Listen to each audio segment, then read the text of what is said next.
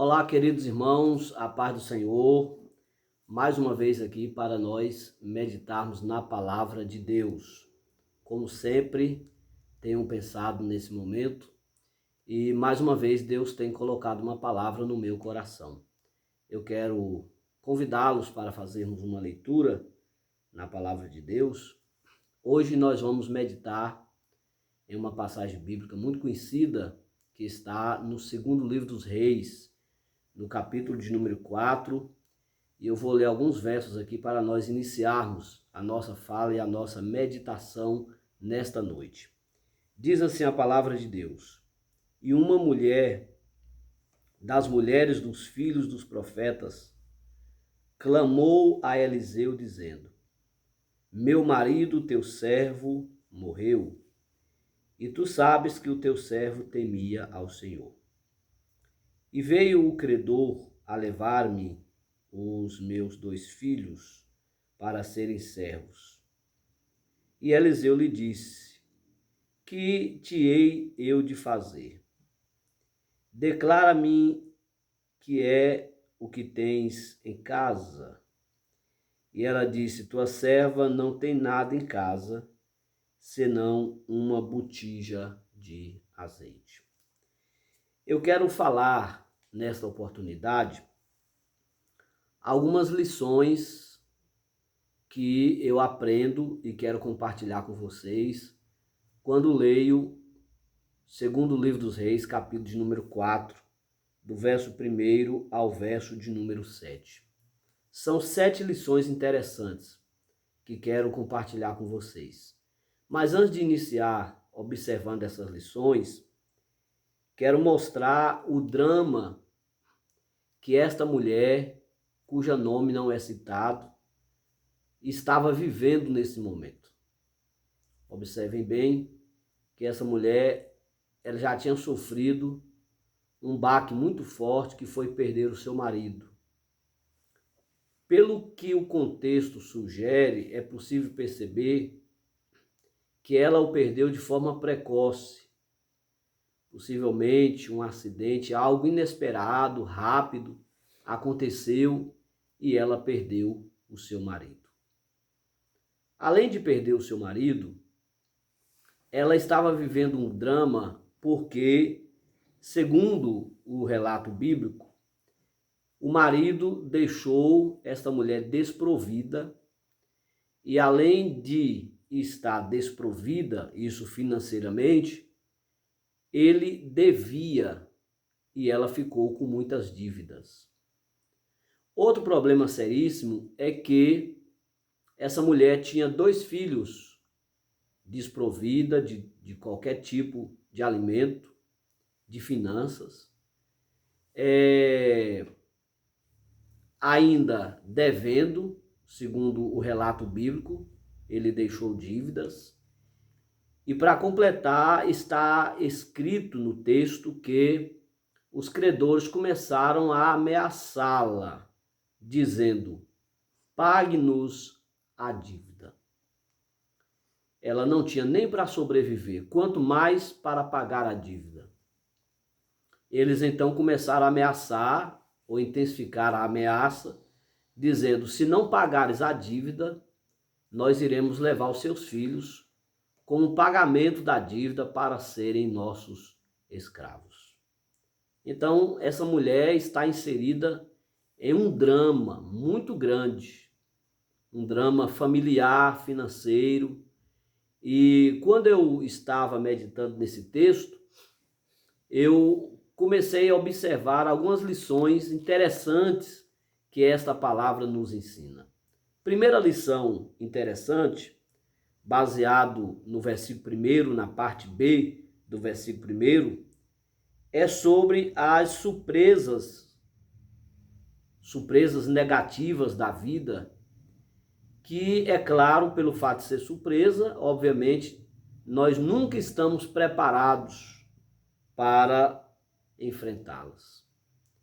Essa mulher chega diante de Eliseu, o homem de Deus, e faz uma declaração: meu marido morreu.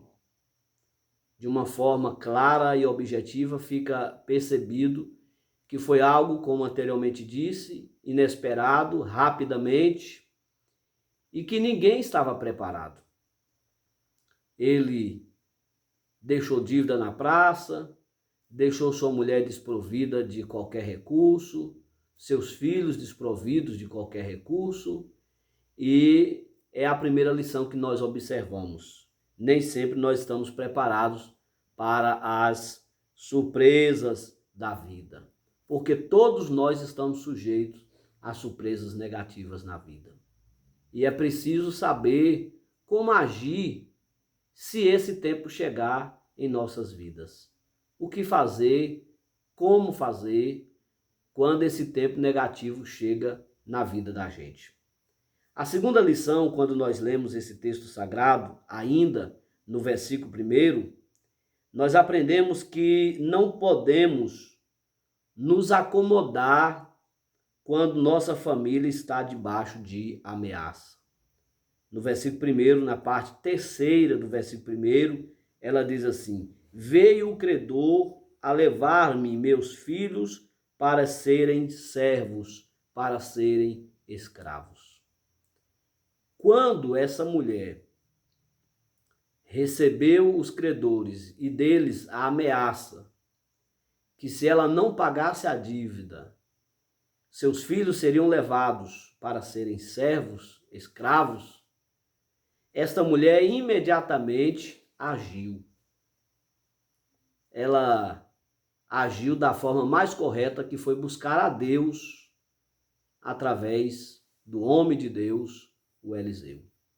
Ela não tentou uma fuga desesperada, ela não buscou o suicídio por causa do desespero, também não entregou seus filhos de mão beijada, se lamentando da vida, dizendo, não tenho mesmo o que fazer. Pelo contrário, está escrito no texto sagrado que nós estamos meditando neste momento, que ela foi buscar ajuda, foi buscar um recurso, e ela vai buscar esse recurso em Deus.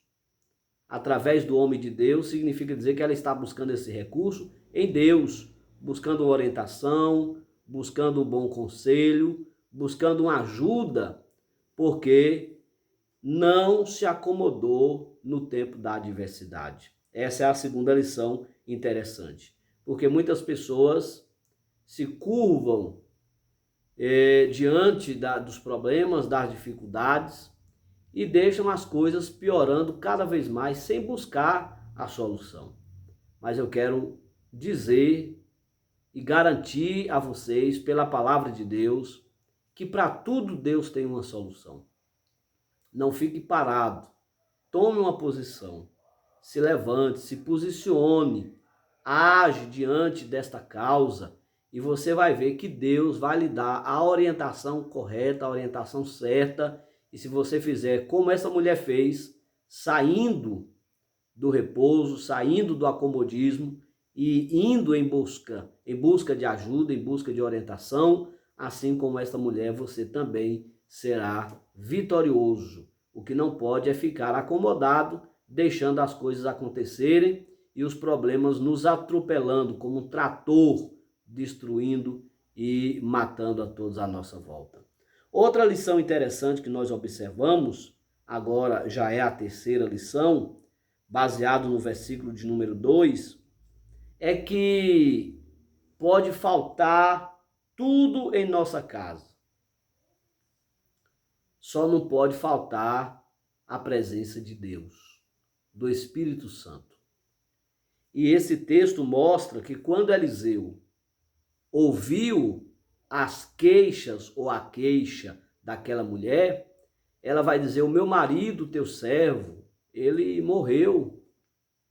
Foi algo assim inesperado, de repente, pegou a gente de surpresa e ele nos deixou desprovidos. E além de tudo, muitas dívidas, eu estou recebendo ameaça, além de não ter o que comer e dar de comer aos meus filhos, estou sendo ameaçada. Querem levar os meus filhos como escravos, para serem dominados como escravos. E o homem de Deus se sentiu na responsabilidade de fazer alguma coisa para ajudar aquela mulher. e ele, certamente orientado pelo Espírito Santo, vai falar com ela da seguinte forma: o que eu hei de fazer? Deixa eu pensar aqui como eu poderei te ajudar. Me declara o que é que você tem em sua casa. E aquela mulher não teve dúvidas para dizer que não tinha nada em casa. Imediatamente ela disse: tua serva não tem nada em casa. Mas ela se recordou que tinha. Na verdade, ela tinha algo em casa. Parece muito pouco diante do problema que ela está vivendo. Parece insignificante diante do problema que ela está vivendo.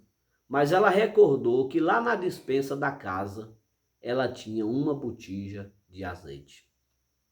Eu quero me utilizar desta botija de azeite como uma figura que representa o Espírito Santo. Porque uma das figuras, segundo a pneumatologia, que representa o Espírito Santo é o azeite. Azeite é símbolo do Espírito Santo. Então, se nós tomarmos esse azeite como símbolo do Espírito Santo, podemos dizer que faltou tudo na casa daquela mulher. Faltou dinheiro, faltou comida, faltou a presença do próprio esposo, não é? Mas não faltou azeite, não faltou a presença de Deus. A solução para o seu problema estava dentro de casa. A solução para o seu problema estava na despensa da sua casa, porque faltou farinha, mas não faltou azeite. Pode ter faltado água, mas não faltou azeite. Pode ter faltado de calçar e o de que vestir, mas azeite não faltou. E foi exatamente o instrumento que Deus usou para dar vitória àquela mulher. Então nós temos aqui uma outra lição interessante. É que as coisas pequenas, as que parecem frágeis, as que parecem insignificantes, são essas coisas, aos olhos humanos, pequenas, que Deus usa para fazer coisas grandes a favor dos seus servos.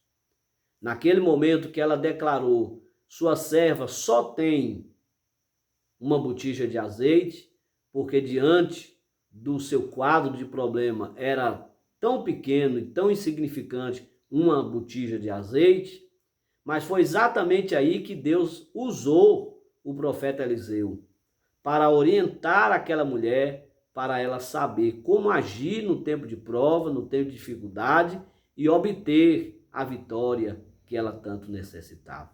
Então, em primeiro lugar, muitas vezes nós não estamos preparados, quase sempre, obviamente, para superar os problemas da vida assim de imediato.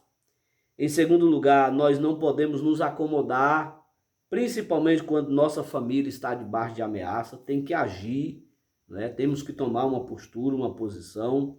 E em terceiro, nós estamos aprendendo que pode faltar tudo em nossa casa, mas não pode faltar o azeite, ou seja, a presença de Deus, do Espírito Santo, que está simbolizada aqui na figura do azeite. Em quarto lugar, nós aprendemos que as lutas serão mais fáceis de conduzir se tivermos comunhão com o próximo. Quando Eliseu ouviu aquela mulher dizer, tua serva tem uma botija de azeite, ele logo entendeu que era por intermédio daquele azeite que Deus daria vitória àquela família. E ele então disse para ela, vai para a sua casa e pegue vasilhas emprestadas. Pode pedir bastante vasilha, não seja econômica. Depois, feche a porta de sua casa, juntamente com seus filhos, e enche as vasilhas com o azeite que você tem. As vasilhas que estiverem espalhadas sobre a sua casa. Então, qual é a lição que nós aprendemos aí? Eu estou dizendo que as lutas, elas serão mais fáceis de serem conduzidas se tivermos comunhão com o próximo. Onde é que encontra essa lição, pastor? Versículo 3, quando ele diz: pede vasos emprestados a todos os teus vizinhos.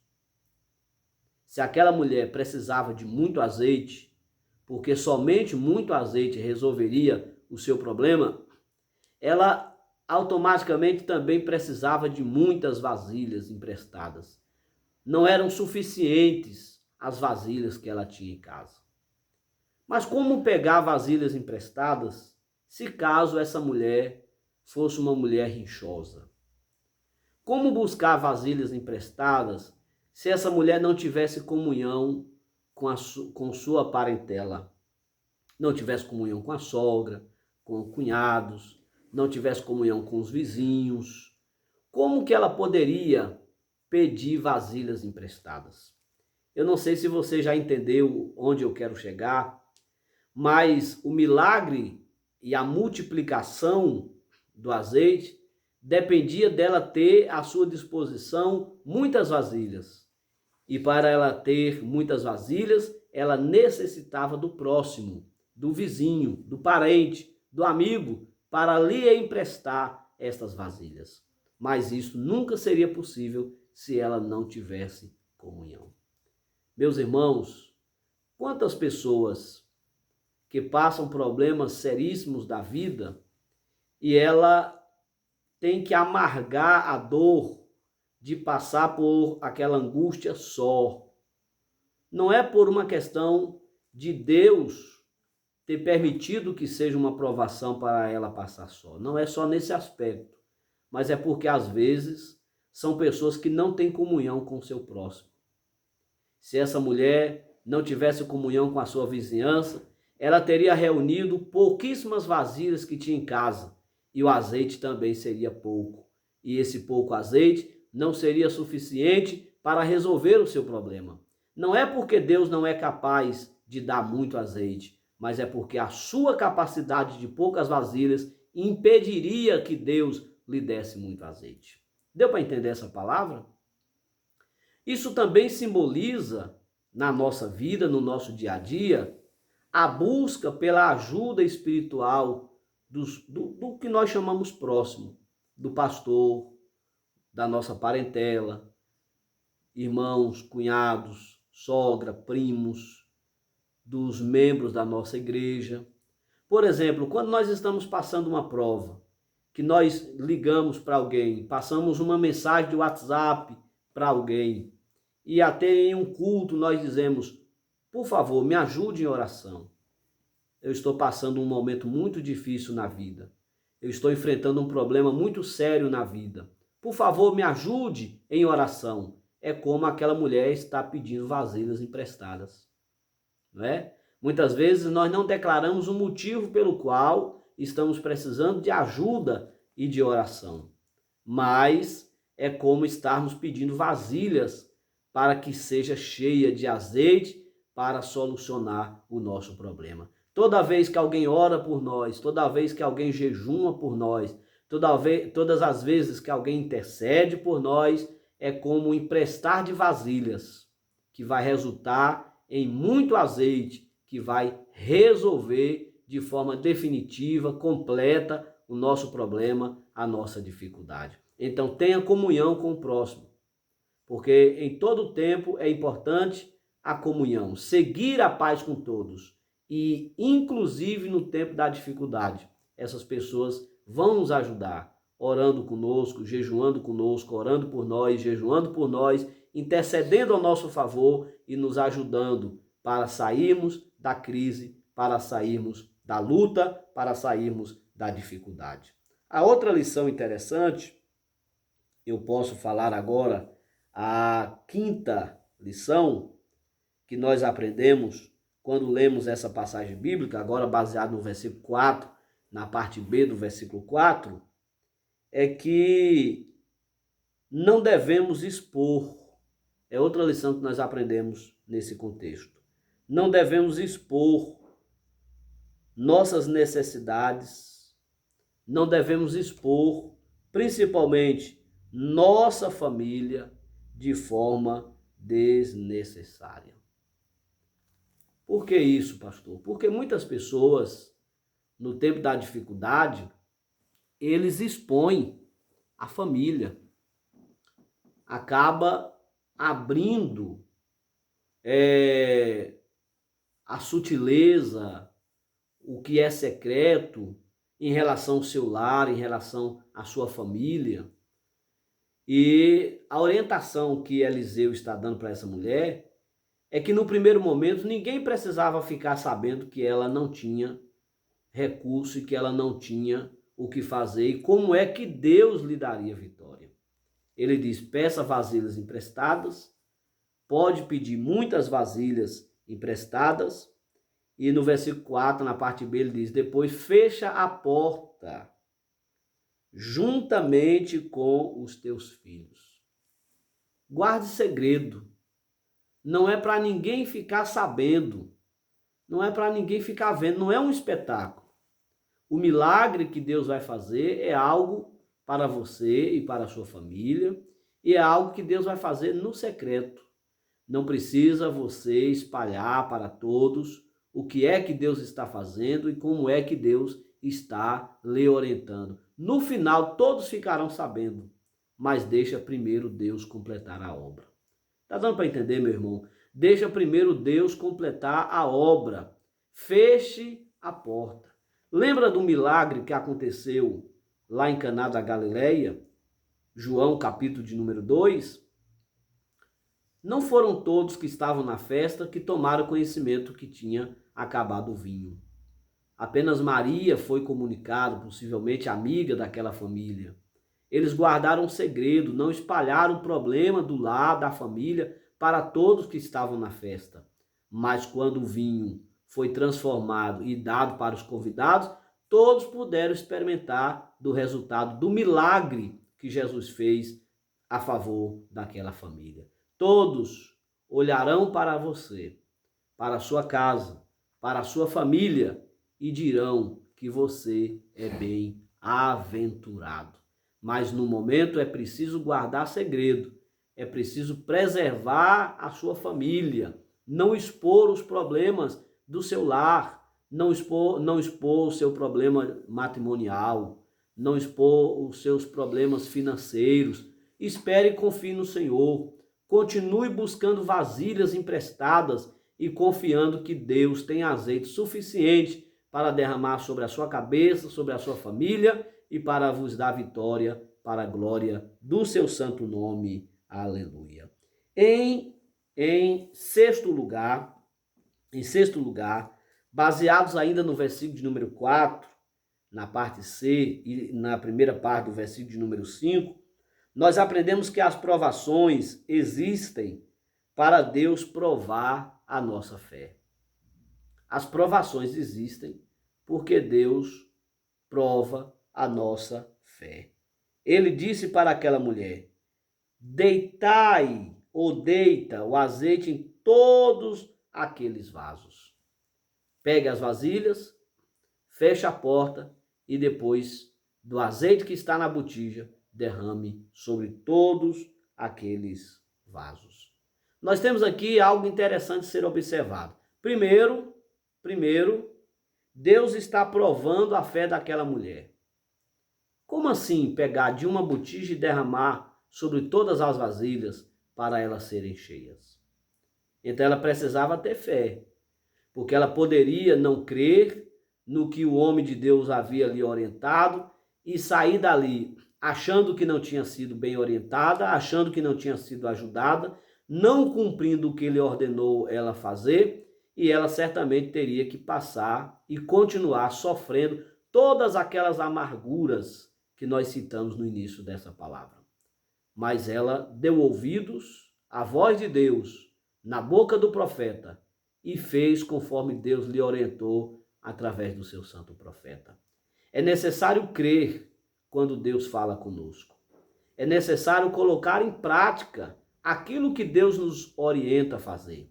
Quantas pessoas são orientadas por Deus para tomarem determinadas atitudes, para fazer certas coisas, mas não fazem porque falta fé e continuam sofrendo as decepções, as dificuldades da vida. Mas se você ouvir a voz de Deus, não temas em cumprir a sua ordenança. Faça exatamente como Deus lhe mandar e você vai ver, mesmo que pareça loucura aos olhos de todos, você vai ver que Deus não falha em cumprir a sua palavra. Talvez até para os filhos foi uma surpresa. Quando ela chegou mandando buscar vasilhas emprestadas, vai na casa de um, vai na casa do outro, pega vasilhas emprestadas, enche a casa, agora fecha a porta e pegar aquele azeite, que era o único que ela tinha, e sair derramando sobre aquelas vasilhas. Parece um gesto assim um tanto diferente, inusitado, mas ela estava ali seguindo a orientação de Deus, e isso foi fundamental para o milagre acontecer. Agora, é preciso também ser inteligente, porque quem é inteligente, de repente já vai entender o que é que Deus quer fazer. Porque o homem de Deus diz, vai enchendo as vasilhas e colocando à parte aquelas que forem cheias. Então, se essa mulher era uma mulher inteligente, possivelmente ela já entendeu o que é que Deus queria fazer. Deus vai fazer no meu lar, na minha casa, o milagre da multiplicação, e eu não vou temer em obedecer à voz de Deus. Imagine vocês, queridos irmãos, quando aquela mulher começa enchendo a primeira vasilha e que o azeite vai subindo, 1/3, 2/3, metade, mais da metade, e de repente aquela vasilha já está cheia, e ela olha e a botija contém azeite como se nada tivesse sido mexido ainda. Obviamente a sua fé é acrescentada nessa hora, porque os seus olhos já estão contemplando que naquele momento Deus estava agindo de forma extraordinária e fazendo um grande milagre a favor daquela família. Mas isso só foi possível porque ela creu, só foi possível porque ela cumpriu pela fé aquilo que Deus lhe orientou através dos lábios do seu santo profeta. Então esta foi a 6ª lição. A 7ª lição é que a fonte de Deus é inesgotável. A fonte de Deus é inesgotável. O versículo de número 6 diz que não havendo mais vasos, depois que todos aqueles que estavam ali na sala foram cheios, não havendo mais vasos, então o azeite parou. Imagine que milagre extraordinário. Ela sai enchendo vasilha em vasilha, de vasilha em vasilha, e todas vão ficando cheias, e todas vão ficando cheias. E eu quero crer que eram muitas vasilhas, pelo fato dela ter sido orientada a pedir muita vasilha emprestada, pelo fato do azeite ter sido suficiente para pagar a dívida e viver do resto, que nós vamos observar. Então eram muitas vasilhas, mas não importa quantas são. A fonte do milagre de Deus é inesgotável. Isso significa que não importa o tamanho da sua necessidade, não importa quão grande é o problema que você está inserido, a fonte de Deus é inesgotável. Enquanto tem vasos dispostos, vasos disponíveis para serem abençoados por este azeite, Deus não vai cessar de derramar azeite sobre esses vasos. Creia nisso, meu querido irmão, que a fonte do milagre de Deus é inesgotável. O Deus que fez milagre ontem, faz milagre hoje, fará milagre amanhã, porque ele é como o azeite da botija que nunca se esgota. Ele pode parar quando não há mais a necessidade do milagre. Porque disse que quando foi cheia a última vasilha, o azeite parou. E eu quero crer que na mesma quantidade inicial, quando ela pegou a botija na despensa, ela vai devolver para a despensa a botija com a mesma quantidade de azeite. Porque o que houve ali, na verdade, foi um milagre. Um milagre da multiplicação. Porque o azeite de Deus não acaba, o azeite de Deus para. Diz que o azeite parou, não diz que o azeite acabou. Deus realizou uma obra extraordinária e demonstrou, pelo fato do azeite não acabar, somente parar, demonstrou que a sua fonte de milagre a favor do necessitado é uma fonte inesgotável. Você pode buscar a Deus agora, onde você estiver. Você pode falar com Deus agora, onde você estiver, e apresentar a sua causa a Deus, seja ela qual for, porque a fonte de milagre de Deus é uma fonte inesgotável. E em último lugar, para nós encerrarmos essa reflexão de hoje, eu falei que seria 7, mas foram 8, na verdade. A oitava está baseada no versículo de número 7, onde nós aprendemos que buscar o conselho é importante na adversidade e é importante também no tempo de bonança.